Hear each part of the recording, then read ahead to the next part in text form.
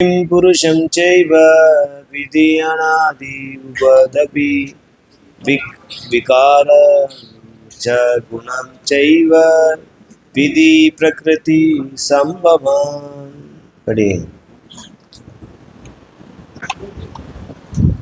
प्रकृति तथा जीवों को अनादि समझना चाहिए, उनके विकार तथा गुण प्रकृति से नहीं। सो ये बहुत महत्वपूर्ण श्लोक है। सबसे नहीं, कितने लोग ने सुना है ये सब? जीव भगवान से गिरे हैं, कुछ लोग बोलते हैं भगवान से नहीं गिरे हैं। सो कितने लोग बोले हैं कि गोलोक से गिरे हैं जीव? कितने लोग का मतलब कहना है? आप लोग का अंडरस्टैंडिंग अभी तक हाथ ऊपर करिए। कितने लोग बोले भगवान से गिरे हैं और कितने लोग बोलते नहीं गिरे हैं भगवान से? देखिए 50-50 है। ठीक है। और ये श्लोक उसके बारे में बता रहे हैं। तो सबसे इसलिए बोलते हैं श्लोक क्या है? सबसे महत्वपूर्ण श्लोक। सो इसमें ये बोल रहे हैं कि प्रकृति पुरुष दोनों अनादि है। क्या है? प्रकृति और पुरुष ये क्या है? अनादि। अनादि का क्या बोला था मैंने कल? मैं रटने के लिए बोला था। अनादि का मतलब क्या है? हाँ, मैं एक संस्कृत बताया था। क्या है अनादि का मतलब? क्या है? ना विद्यते आदिकार। आदिकारण को ना विद्यते। प्रकृति और पुरुष का आदि कारण को नहीं जान सकते हो। इसी को ही क्या बोला जाता है? अनादि। नहीं। सो अनादि का मतलब इधर क्या बोल रहा है? बिगिनिंगलेस। नहीं।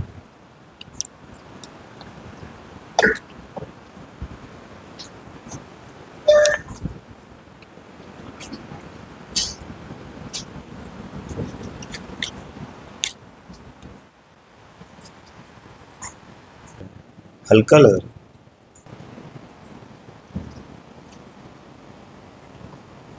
प्रकृति क्या है?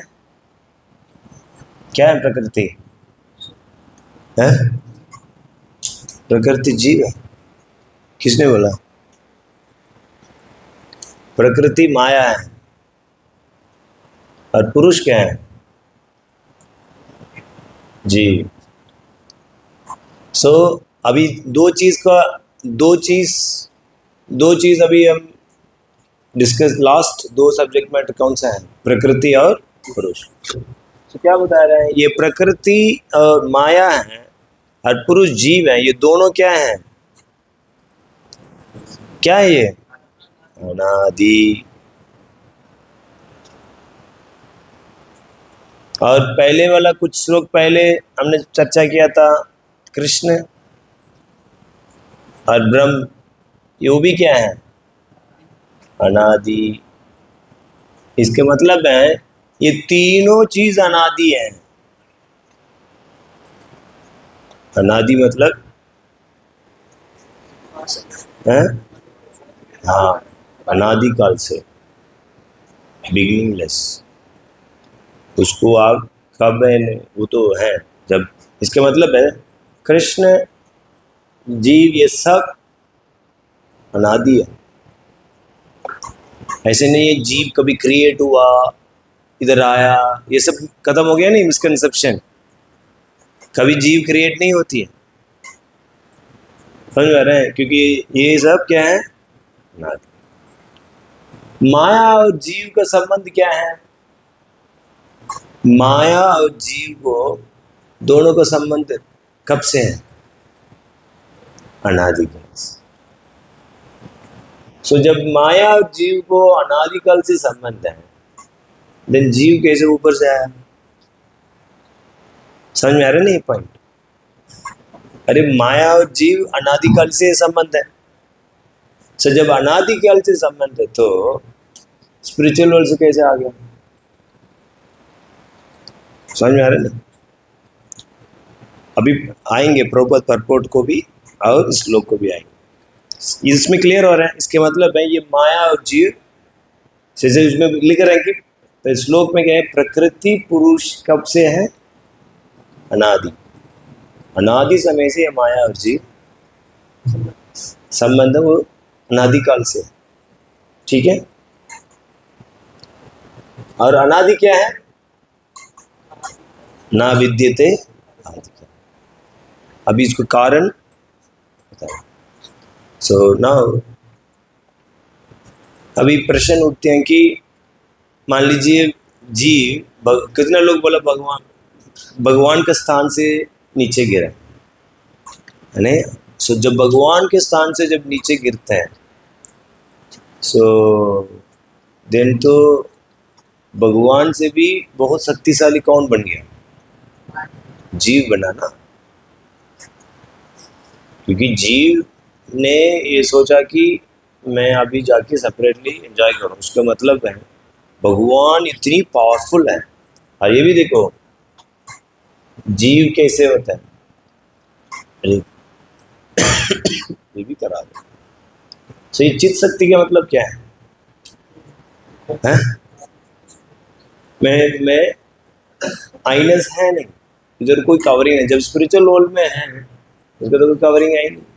जब चित्त शक्ति में स्थित है देन वो कैसे अपने आप को भगवान से अलग कैसे हो सकती है? वो तो ऑलरेडी चित्त शक्ति, उधर तो कोई कवरिंग नहीं है ना। नहीं, इसके बाद it is clearly in consciousness कि मैं कृष्ण का दास हूं, ये तो है ना। लेकिन ये इधर से कैसे कवरिंग आ सकती है, वो भी आध्यात्मिक लोक में? आ सकते हैं क्या? नहीं आ सकते है ना। बट हमने क्या देखा, एक जीव है अविद्या से ढके, उसके बाद एक कर्म है।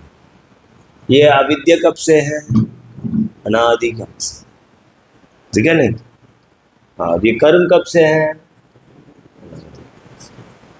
सो और ऐसे सिचुएशन में गर्भोदक ये पता है ना, आत्मा है जब चित्त है इसके अंदर आइनस है, मैं आत्मा हूँ, इसको तो क्लियर एंड।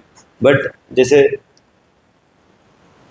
ये आंख देख रहे हो, बट इसको जब अंधकार से ढक देंगे सो देखने की कैपेसिटी खत्म हो गया नहीं? इसी तरह अविद्या से क्या हो गया, जीव ढक गया नहीं, जिस तरह का दिल अंधकार से छा गया। इसका मतलब ऐसे नहीं कि वो देखने की शक्ति चला गया, ऐसे नहीं है, वो देख रहा है बट अंधकार से क्या हो गया, छा गया। सो इसी तरह अविद्या से ढक गया माया का कारण। देन जब इस भौतिक जगह में आता है नहीं, उसको माया क्या देते हैं? फॉल्स ईगो देता है। फॉल्स ईगो से क्या होता है? फॉल्स ईगो क्यों देता है माया? हाँ, आइडेंटिफाई करते हैं कि मैं शरीर हूँ। सो ये चित्तम है। चित्तम क्या होता है? ये सब अच्छी से समझ लेना, अभी कितने भी श्लोक हैं इसी से ही समझ आएंगे। चित्तम मतलब क्या है? हैं? सब घुसाना है सब। चित्तम मतलब क्या है? हाँ, जनरल अवेयरनेस। नहीं, आप कोई भी वस्तु देख रहे हो, पेन, इसको मन देखते हैं, मन बुद्धि के पास बेस है, बुद्धि चित्त में देखती है। इस रूप को कभी देखा है क्या? हाँ बिल्कुल। और वो बुद्धि एनालाइज कर से चित्त का इंप्रेशन लगेगा, हाँ ये तो पेन ही है। सो ये हो गया। उसके बाद बुद्धि, इंटेलिजेंट और माइंड और सेंसेस। ये सटल होता है सेंसेस बहुत। ये आंख सेंस नहीं होता है, इसके पीछे छोटी सी माइन्यूट होते हैं, इसको बोलते हैं सेंसेस। बहुत इन्फिनिटली वो स्मॉल है, वो सटल होता है। और ग्रास बॉडी, हाँ, और सेंस, ठीक है। ठीक है। सो ये अविद्या का कारण वो क्या हो गया, फॉल्सी को मिला, उसके वजह से उसको अपने शरीर समझ रहे बस। और इसको ये बोलता है सटल बॉडी, और इसको बोलता है ग्रास बॉडी। ठीक है। कैसे आया? हाँ अभी सो इधर तो समझ में आ गया, माया और जीव अनादिकाल से है। सो जब जब उसको डके नहीं, कवर ही नहीं है, देन इसको कवरिंग कैसे हो सकती है? कौन देता हो कवरिंग? जब आध्यात्मिक लोक में रहते हो, जब आप खुद ही ले सकते हैं। इसका मतलब इसे एक जीव के ऊपर इतनी शक्ति है, भगवान का आकर्षण को भी अटके आ सकते हैं, ऐसे तो नहीं हो सकते हैं। अभी दिन प्रभुपाद क्या लिखते हैं, थोड़ा था इसे आपका और इसी पुष्टि करो। अब जाएंगे लास्ट पैराग्राफ में। पहले प्रभुपाद लिखते हैं, it really does not matter how this living entities और superior entities of the supreme lord have come in contact with material nature. इसलिए प्रभुपाद के बोल रहे ये मैटर नहीं करता है, ये जीव और सुपीरियर एंटिटी ये कैसे, ये प्रकृति के साथ संपर्क कैसे आया, ये मैटर नहीं करता। भगवान जानते हैं क्यों ये हुआ, बस ये बताएं। देखिए ये वर्ष बहुत इंपॉर्टेंट है, ये आप अलग अलग जगह प्रभुपद अलग अलग तरीके से बताएं, बट ये वर्ष का क्या बता रहे हैं ये हमको समझना जरूरी है, क्योंकि यही वर्ष में इसके बारे में वर्णन चल रही है। समझ में आया नहीं? अभी दूसरा प्रश्न प्रभुपद, तो एक दो लाइन के ऊपर प्रभुपद लिख रहे हैं,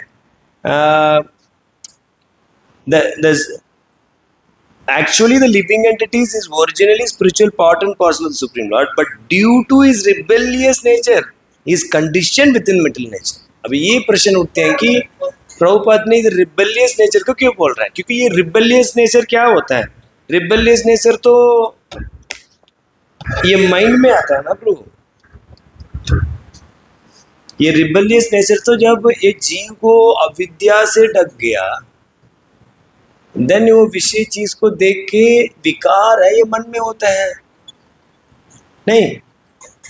इसलिए श्लोक में क्या बता रहे हैं, कितने भी विकार हैं वो क्या बता रहे हैं, विकारम च गुणम चैव विधि प्रकृति संभवान, प्रकृति संभवान।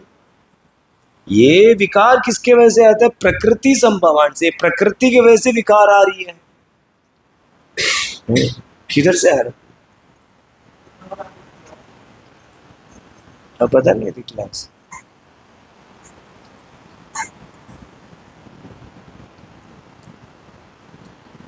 नहीं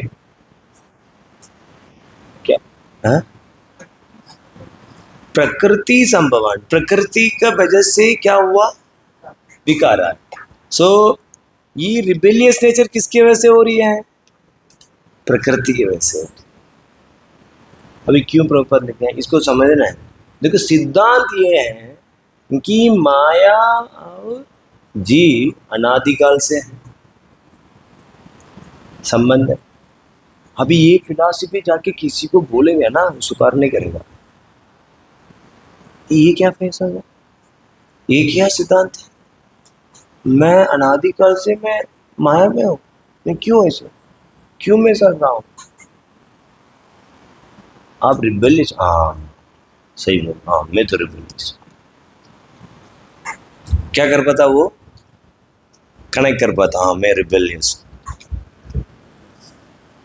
सो इसलिए मैं इधर हूँ, रिबेलियस नेचर।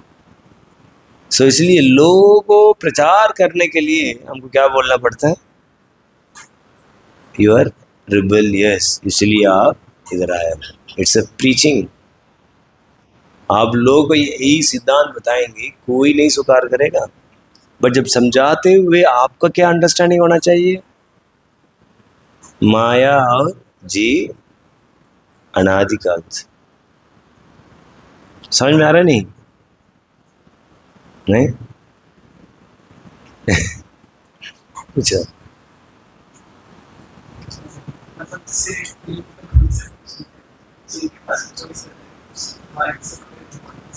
हाँ, अभी अभी इधर आके वो भगवान का सेवा करके वो वापस जा सकता। अरे एक बार जाएगा नहीं, भगवान धाम में से जाके आए तो धाम को कैपेसिटी, धाम का पोटेंसी क्या है? इसका मतलब गोलोक धाम में क्वेश्चन मार्क हो जाएगा। क्वेश्चन मार्क नहीं होगी। और ऊपर से इस डायग्राम के हिसाब से तो चित शक्ति होने के बाद अविद्या कैसे लग सकती है? समझ रहे ना? So we have to understand this, why Acharya said this. इसको हमको समझना होगा। In order to get the जीवा को ये इस तरह का बोलेंगे नहीं, नहीं तो चैतन्य चरितमृत में भी मैं लास्ट टाइम प्रभुपाद का लेक्चर पढ़ के सुना रहा था। अनादिकाल से ये जीव विमुख है, बहिर्मुख है। अनादि के मतलब क्या है? ना विद्यते अधिकार, बिगिनिंगलेस। प्रभुपाद इधर क्या शब्द यूज कर रहा है अनादि को? बिगिनिंगलेस। हाँ, is because of प्रकृति। So rebellious nature is प्रकृति। So प्रकृति से rebellious nature मिलता है। अविद्या के वजह से rebellious हो रहा है ना वो। इसके पहले कोई rebelliousness नहीं है। वो प्रकृति के से उसको शरीर मिला, उसी के वजह से है। अविद्या के वजह से है, फॉल्स ईगो से उसको क्या बन रहा? वो मिथ्यांकार से अपने आप को पहचान रहा ना। Then all these qualities come ना। विकार किससे आती है? प्रकृति संभवा, उससे विकार आती।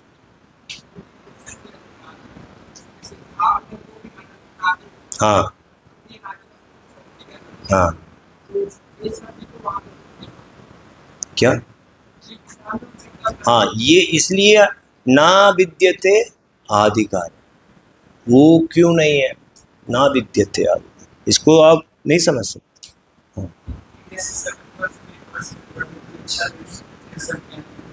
इच्छा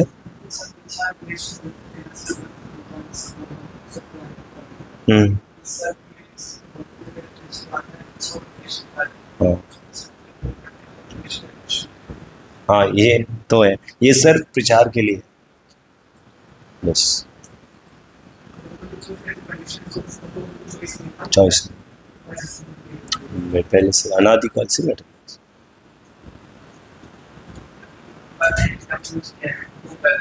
बस इसी के लिए। सो दैट ये जीव को, अदरवाइज ये कोई भी व्यक्ति क्यों स्वीकार कर गया? फिलॉसफी नहीं स्वीकार सकती। इसलिए प्रचार आचार्य so they present like this, so that the jiva है इसके। क्योंकि क्यों ढूंढ रहे, क्यों लॉजिक लगा रहे हो आप? जब आप तो क्लियर इसका डेफिनेशन, अनादि के डेफिनेशन है तो फिर लॉजिक है, क्यों कारण क्यों ढूंढ रहे हो? इसलिए प्रभुपाद ने क्या बोल रहे हैं?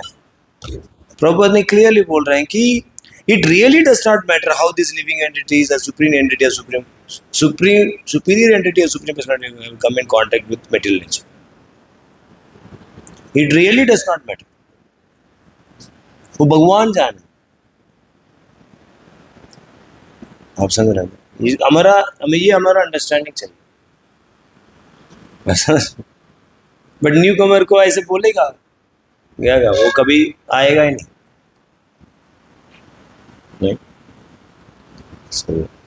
ठीक है, बहुत टाइम हो गया,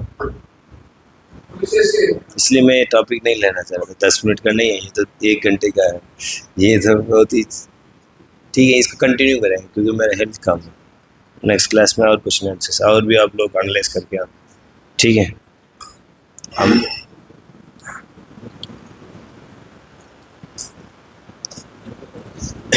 अच्छा है ना?